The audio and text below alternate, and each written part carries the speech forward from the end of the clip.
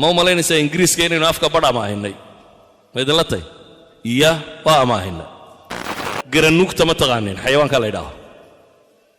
garanuug waa xayawaan soomaaliyeedoo la yaqaano soo maaha xayawaankan deerada ka weyn ee luqunta dheer leh ee dhabarkana ku leh saadhalka waxaad mooddo in koora saaran yahay aad mooddo garanuugti garanuug bay u qoreen waa luqa soomaaliya asala idan ingiriiska waxbaynu amaahinay ama gaalada afkeedna badh baynu amaahinay aanay iyagu haynin ballaadho sida awgeed maalan soomaalida dadyowgii ugu badnaayee afkooda inuu koro ka qayb qaatay waxaa ka mid ah aniga aragtidayda 3 group koow waxaa ka ah culammadii soomaaliyeedee hore culammadii soomaaliyeedee hore waxay isku dayeen afka carbeed oo af aad u ballaadhana inay siin karaan tarjamo soomaaliya diinta islaamiga oo kutubteedu ay aad u ballaadhantahay u macno weyn tahay inay siin karaan tarjama af soomaaliya oo ay u bixiyeen laqabe waa la laqbaynayaa baa la leeyahay sheekha soomaaliyeed markuu kitaabka dhigayo wuu laqbayn jiray laqbadu waxa weeyaan eray kastoo meeshaa ku qoran eray soomaaliya u dhigan buu isku dayayaa inuu keeno hadhow xertu markay ku ceshanayso hadduu ninka xerowga ahi macnihii sheega laakiin eraygii uu sheekha sheegi waayey waxay odhan jireen carabkii sheekha maaha maxaa looga jeedaa carabka sheekha yacni waa mustalaxaad ay kala dhaxleen cilmi fudud maaha waa mustalaxaad waa eray bixin ay soo kala dhexlayeen intaasoo qarni oo ay xejinayeen waa afkii soomaaliyeedu ay ballaadhiyeen oo ay macno cusub ku soo kordhiyeen yacni ninka faqiihee fiqi dhigaya markuu yidhaahdo hadduu faduuli caqdi gunto faduuli bannaanjoog hadduu gunto bay dhahaan bannaanjooga ma taqaana yacni waa ninkii aan qadiyadda isagu lahayn waa mustalax cusub oo uu jideeyey ninkan sheekha ahi idan culammadii soomaaliyeedee hore ee isku dayday culuumtii la dhigi jiray oo dhan inay af soomaali ku dhigaan waxay guda ballaadhiyeen oo naaxiyeen afkii soomaaliyeed qolada labaad ee dadaashay inay ballaadhiso waxaa ka mid ah warbaahinta dadkii ka shaqayn jiray hore maaha kuwan dambe warbaahintii hore ee soomaaliyeed ama kuwii ingiriiska u shaqayn jiray BBC ha noqoto ama kuwii idaacada Soomaaliya u shaqayn jiray ha noqdo waxay isku dayeen inay ballaadhiyaan oo af Soomaaliga macnihii uu lahaa mooyaane macno dheeraad oo kale ay ku daraan tusaale مثلا waxay isweydiiyeen erayga violence al-unf waxaynu ku tarjunaa ninkii warba laga rabaa inuu sheego warku af ingiriisi ku qoran yahay af ingiriisiga violence baa ugu taala muxuu ku tarjumayaa af Soomaali markuu ku sheegayo muxuu odhan way isweydiiyeen dalmar nin la yiraahdo eray keenay kiibay qaateen gacan ka hadal buu bixiyay luqadeennii hore Soomaaliyeed gacan ka hadal kuma jiro ama maynan maqal gacan ka hadal laakiin waa afkiyo la naaxiyay hadal la weynu naqaanay gacanna weynu naqaanay laakiin markii la naaxiyay ee terminology laga dhigay cunfi ama violence kii buu noqday mesela idaacadu waves bay ka hadashaa mitir baan lagu xisaabiyo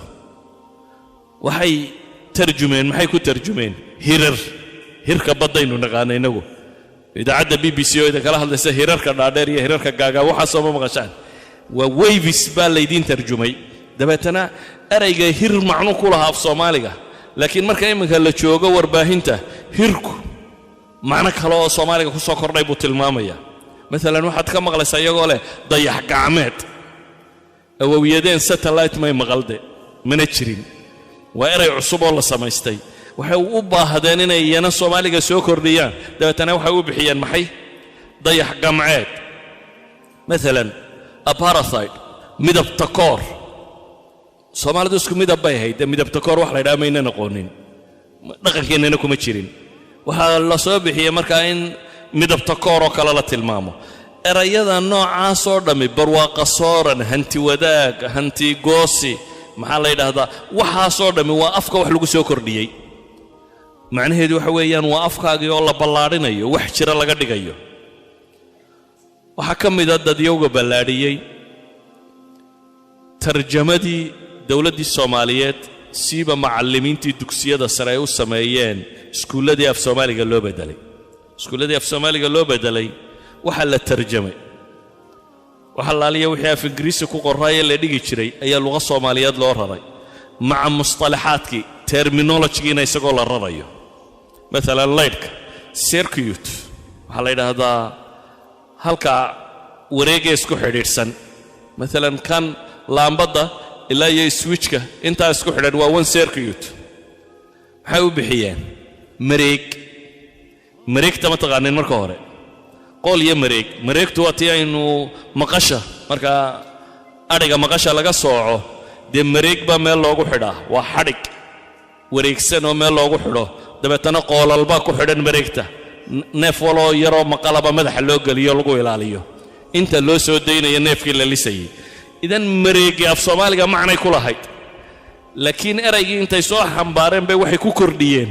inuu macno labaadna yeesho oo la fahmi karo oo ah circuitkii waxa laaliya waxa markaa physics iyo science iyo la dhigayay oo dhan sidoo kale ay u sameeyeen mustalaxaadkii bay ballaadhiyeen idan waa af soomaaligii oo la ballaadhinayo kii dawladda iyo maamulka iyo idaarada la ballaadhiyey oo maalan waxaad maqlaysaa agaasime maamule guddoomiye maareeye xog haye dawladda dhexe dawladda hoose waxaad maqlaysaa erayo kugu cusub dembi baadhe xeer ilaaliye waxaasoo dhammi waa mustalaxaad idaariyoo la tarjumay eray bixintii idaariga ahayd baa la tarjumay erayadani waa af soomaaligay ka mid yihiin maarayntu waa eray soomaaliya hoggaamintu waa eray soomaaliya guddoomiyenimadu waa erayo soomaaliya xeer iyo ilaalin waa eray soomaaliya dembi baadhe waa eray soomaaliya hanti dhowr waa eray soomaaliya laakiin markuu mustalax noqdo terminology markuu noqdo waa macno cusub oo af soomaaliga ku kordhisay idan afku qaabku u koro waxaa ka mid ah in cilmiga lagu qoro oo ah inuu yeesho terminology ama mustalaxaad ama eray bixin af ingiriisiga ballaadhka aad arkaysa umuu dhalane markii terminology-go dhan lagu daray ayuu wuxuu noqday maxay af tiro badanoo ballaadhan af soomaaligu ma inaga qura wax amaahanaa maya innagaba waa laynaga amaahday ma u malaynaysaa ingiriiska inaynu afka badh amaahinay ma idinla tahy iya waa amaahinay xayawaanaad jira geeska afrika degganoo soomaalidu magac u leeday oo aan afafka gaaleed oo dhan magac u lahayn waayo dhulkooda may joogo markay yimaadeen ay arkeen eraygaynu innagu u sheegnay bay qaateen marka haddaad iminka dictionaryga baadho af ingiriisiya ama jarmal ama daanisha ama kana eray soomaaliya caadiya ku qoran garanuugta ma taqaanin xayawaanka la yidhaaho garanuug waa xayawaan soomaaliyeed oo la yaqaano soo maaha xayawaankan deerada ka weyn ee luqunta dheer leh ee dhabarkana ku leh saadhalka waxaad mooddo in koora saaraya aad mooddo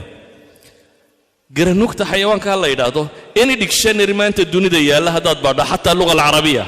garanuug baa la yidhaha garanuug bilghayn bay qoraan kuwa kaloo dhammina innagu ga' baynu qorraa iyagu kaaf bay qoraan af soomaaliga ma jiro eray kaaf ku dhammaada iyagu kaaf bay ka dhigteen markaa